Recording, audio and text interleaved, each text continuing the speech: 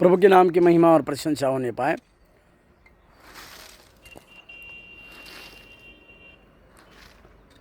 वचन बतलाती है भजन संहिता, आज का उत्साहित करने वाला वचन भजन संहिता का पत्री उसके 127वें अध्याय के पहले वचन में, उसमें इस प्रकार से लिखा हुआ है, यदि यहोवा घर ना बनाए तो बनाने वाले का परिश्रम व्यर्थ होगा। मेरे पीछे आप देख सकते हैं, यहाँ पे एक घर को बनाया जा रहा है और इस घर को बनाने के लिए कई प्रकार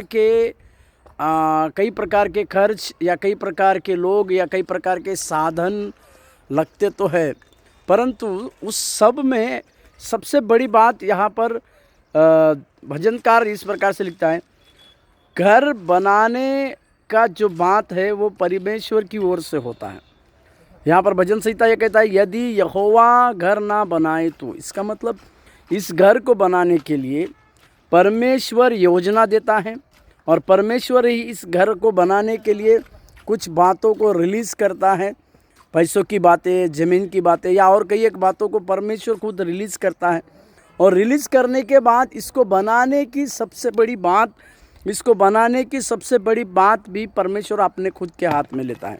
इसी के लिए मेरे प्रियो, हमारा भरोसा सिर्फ और सिर्फ आज के सवेरे के समय में उस महान परमेश्वर की ओर रहना चाहिए, जो ना केवल घर बनाता है, पर ना केवल वो घर को हमारे लिए देता है, परंतु घर की बनाने की सारी बातों को भी हमारे लिए पूरा करता है। और ये घर मतलब क्या है? परमेश्वर हमारे लिए एक भविष्य की बात है। परमेश्वर हमारा भविष्य है। जैसे इस घर को बनाया जा रहा है, उसी तरह से ही परमेश्वर हमारे लिए एक भविष्य को रखा है। परमेश्वर हमारे लिए एक भविष्य को बनाया है और उस भविष्य की सारी बातों को भी परमेश्वर हमारे लिए पूरा करेगा। उसने हमारे लिए जो भविष्य को रचा है, उस भविष्य में हमें इस घर की तरह परमेश्वर खड़ा करेगा। इस विषय को हम समझने पाए। इसी के लिए इस आज सवेरे के समय में हम इस दृष्टिकोण से परमेश्वर को देखने पाए कि परमेश्वर हमारा घर को बनाने वाला है। इसी के लिए वो हमारे जीवन में लगातार कार्य करे।